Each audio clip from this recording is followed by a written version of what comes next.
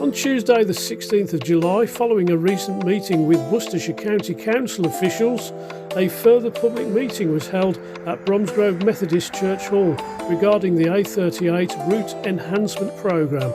For those who could not attend on that evening, here is video recorded at the event. Since then, John and I went to County Hall and we handed in the petition, and John read out a letter on everybody's behalf, and I think it's just easy to pass you over to John, and he will go through what was the contents of the letter and the response he's had since then. So everyone, thank you for turning up again. So last Thursday on the 11th, I went to the Worcestershire County Council meeting with the majority of the Worcester County councillors there. On that, we presented the letter of concern that we drafted, which included all of the points that were brought up in previous meetings by everyone who attended and made various points, as well as over 4,000 signatures which have been collected in the sort of last few weeks that we've been collecting signatures. From that, I've had a really positive response from various councillors, a lot of them saying that they were unaware of some of the problems that have been brought up.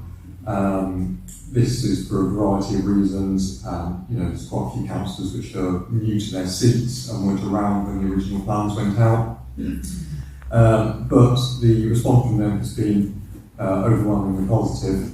So after the meeting and the letter and signatures were handed over, I also emailed it to all of the Bromsgrove district councillors, various government departments who would be involved, so that would include Department of Transport, the Department for Active Travel England, and even the Department of Health, to point out that actually we believe that there's a huge waste of money going on here, because even though the money has come to the local government, it is still funded by central government, so there is oversight that is required.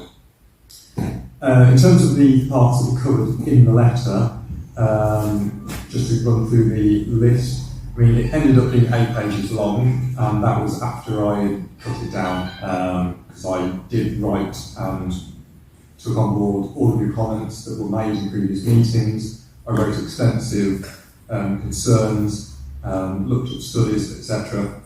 And it was about 16 to 20 pages long. And I thought, nobody's going to read that, so I cut it down to 8 pages.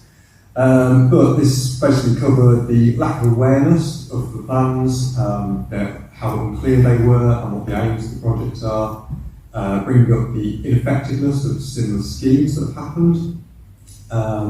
We included that we have all 3 major political parties, councillors and MPs on board for pausing the project for a review. Air quality concerns, the fact that we're going to have more idling cars next to schools, tree canopy coverage, value for money, the community opposition in general, whether or not we were consulted,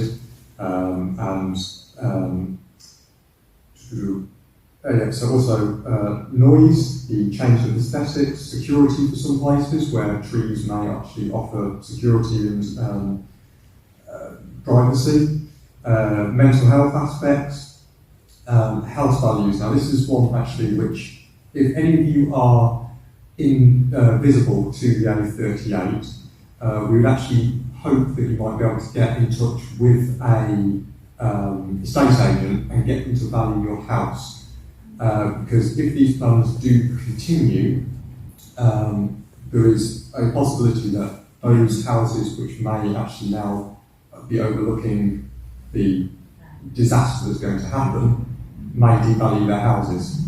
So if you can get some valuations now, and then if we don't manage to get it revised afterwards, then potentially you might have an avenue to claim compensation. So we would suggest doing that. Local business support. When I put a request into the council, they could only send back one local business in all of Bromsgrove who supported these plans. Now you compare that to how many we've gone into and said, would you mind having our petitions or putting a sign up? And they said yes. I mean, we're talking 100 to 1 against.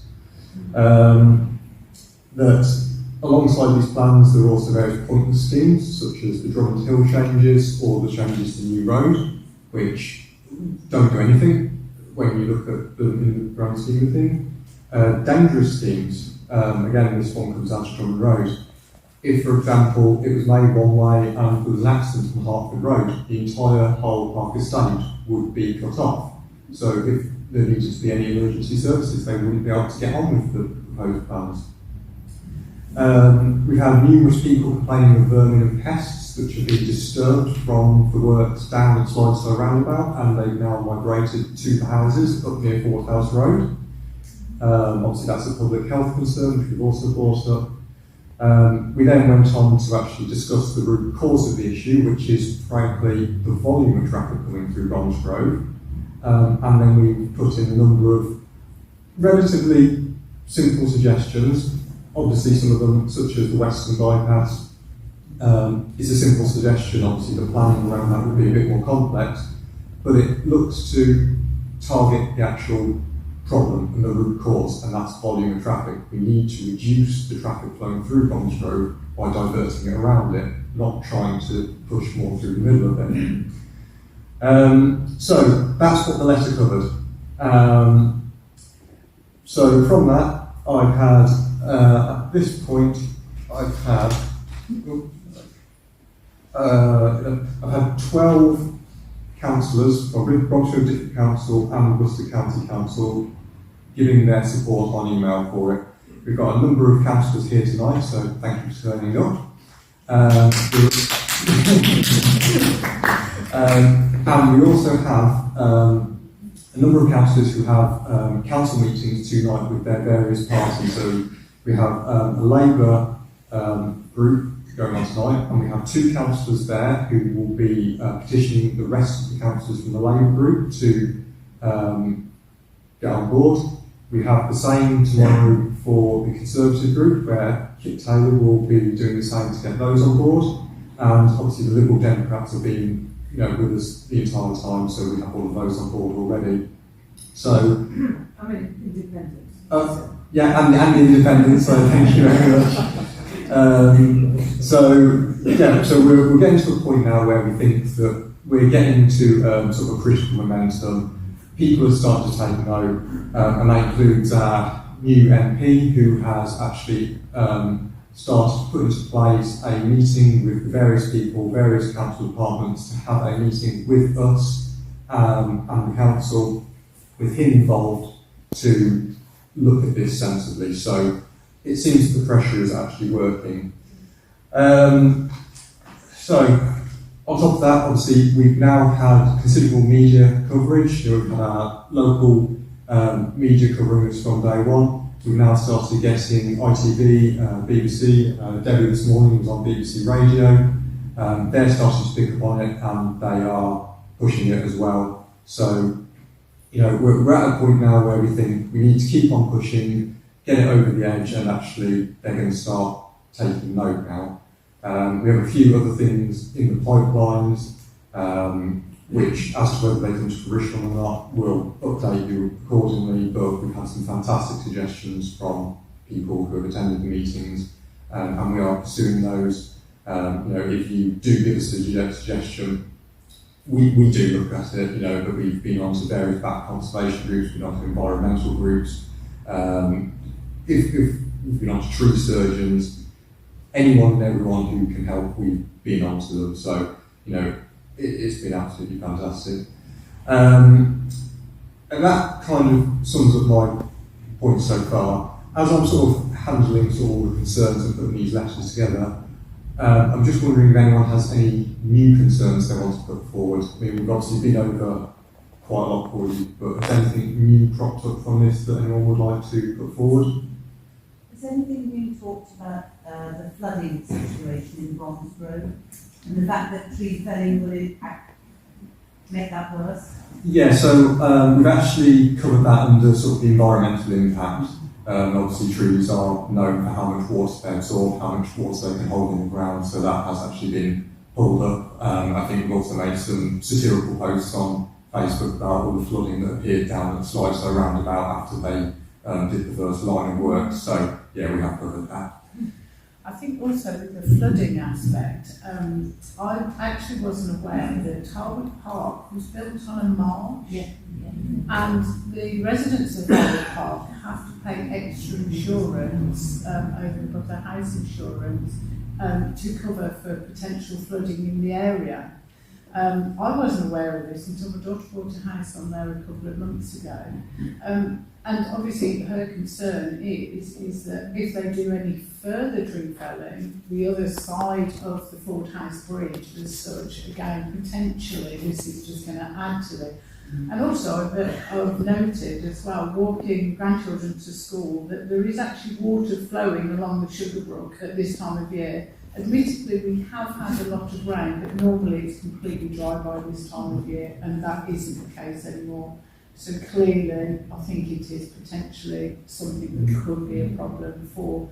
And again, if it starts to affect residents in the Harwood Park that are close to the thing, then again, it could be some way we can move forward looking at getting compensation for the residents if that does become a situation that needs addressing in the future. But again, it's something that I think needs to be made well aware of.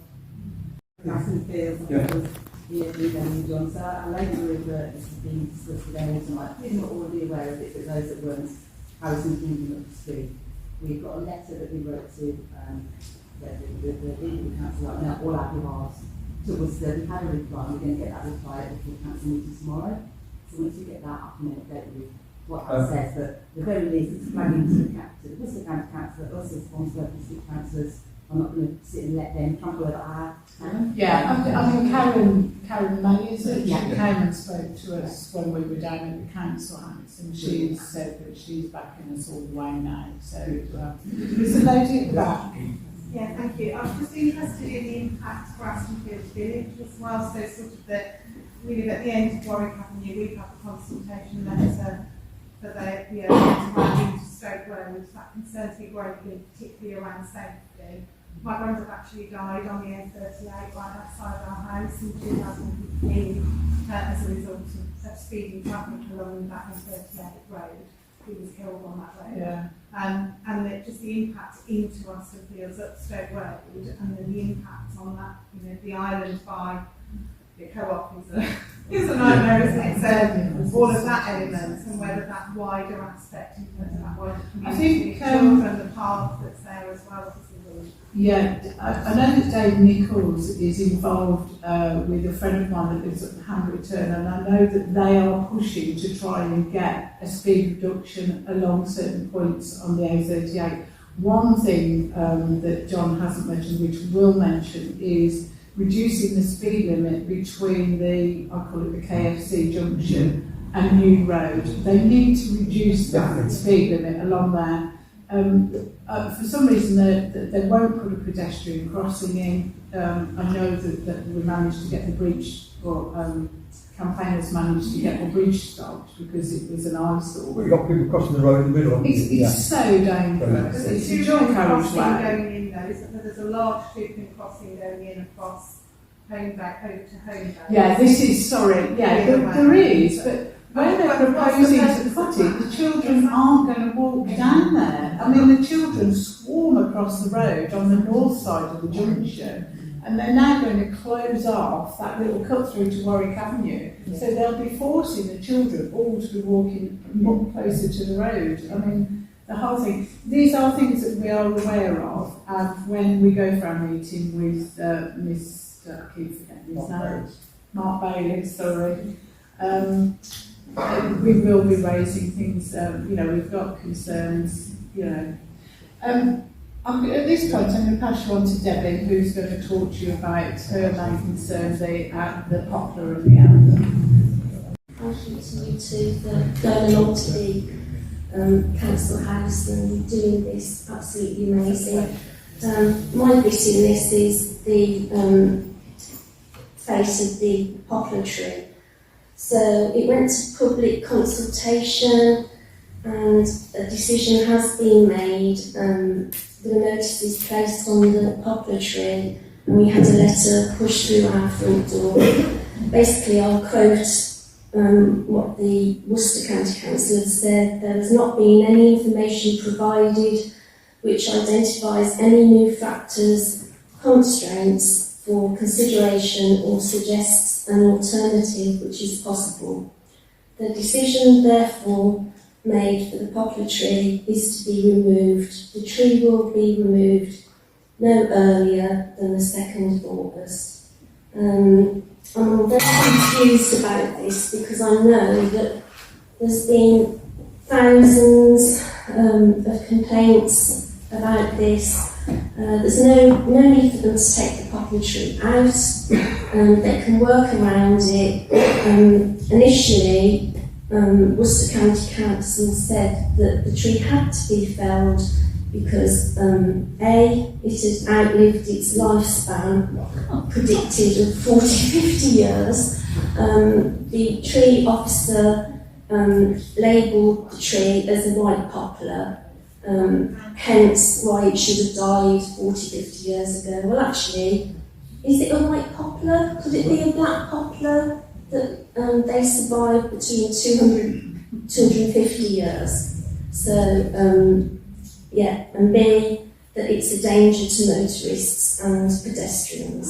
Well, we've lived 38 years in front of that tree, and we've never known any motorist, be harmed by the tree. That's not right. There was one man in his BMW who was drunk and hit it. Oh, there you go.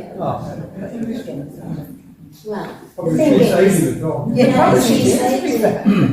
thing is, take that tree out and you could have hit a person, could Yeah. have pedestrian. Anyway, so my response to this is I've spoken to a qualified arborist expert, and he tells me that he considers it's a black poplar, and it will go beyond 200 years. So this glorious, magnificent tree has got many, many more years to live.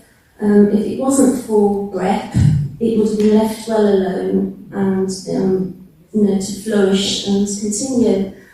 To think that our poet, Bromsgrove poet Amy Houseman, was only 15 years old when that tree was planted, it just breaks my heart, and I feel it needs respect, and it needs to have the respect that it deserves.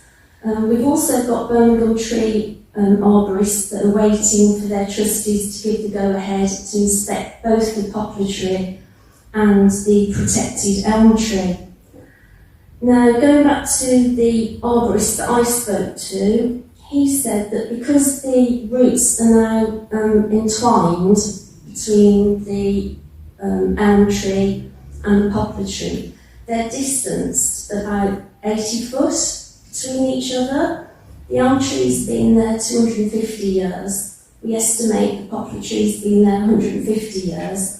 The roots travel and grow along the surface of the ground, so they're now entwined, and in removing the poplar tree, they are going to damage the protected elm tree.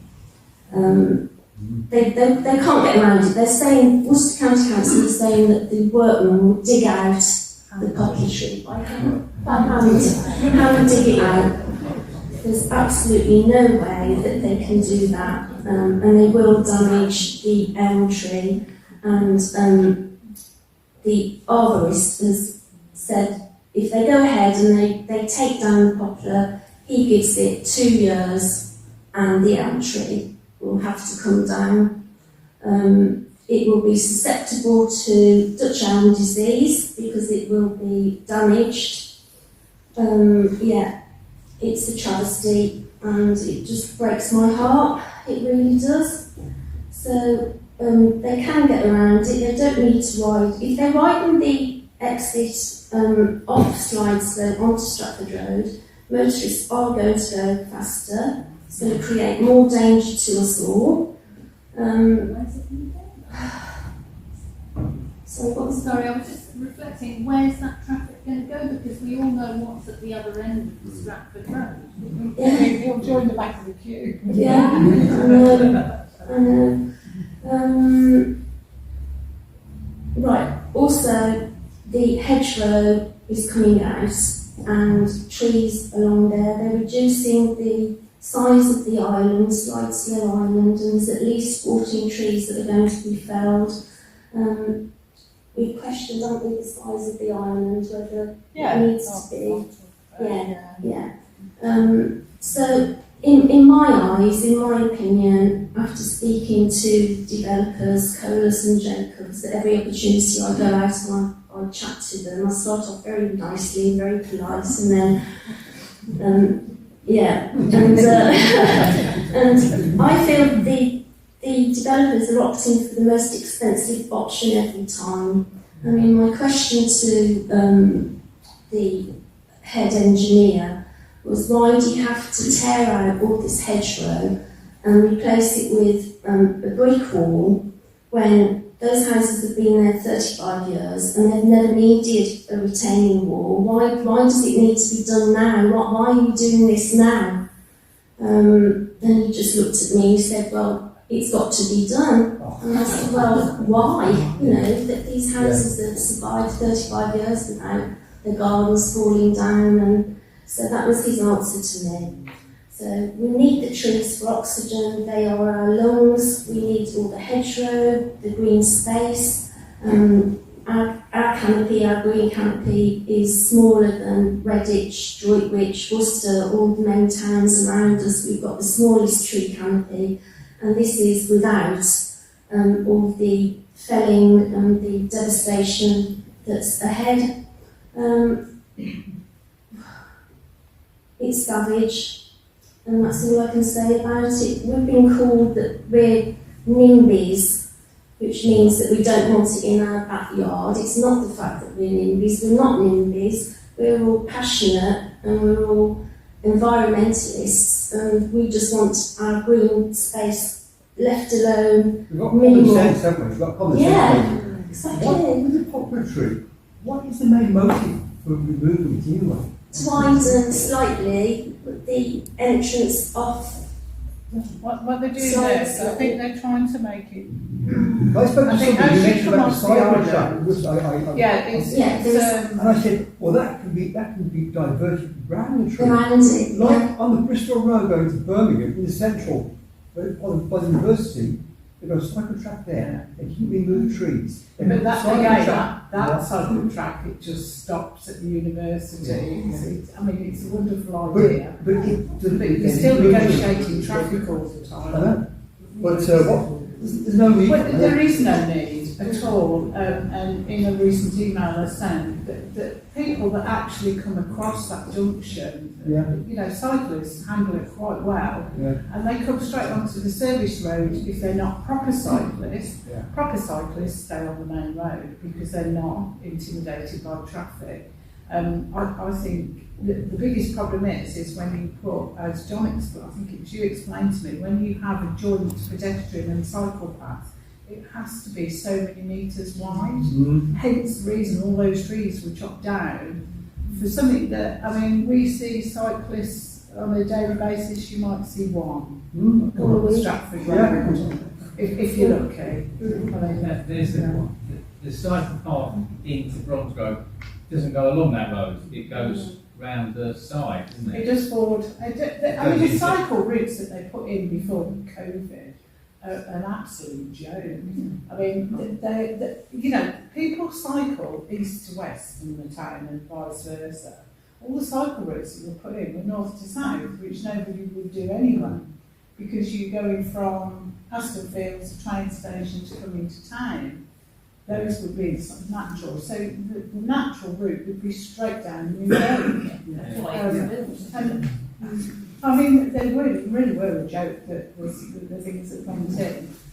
So I just don't understand why they are, you know, causing so much devastation to the town for what I can only describe as a pointless. I mean, we had the White Elephant Junction at the meeting at the New Road Junction to show how ridiculous the whole scheme is. You know, to put in, you know, 2 or 3 metres of shared cycle path that then just goes into a normal pathway. Yeah.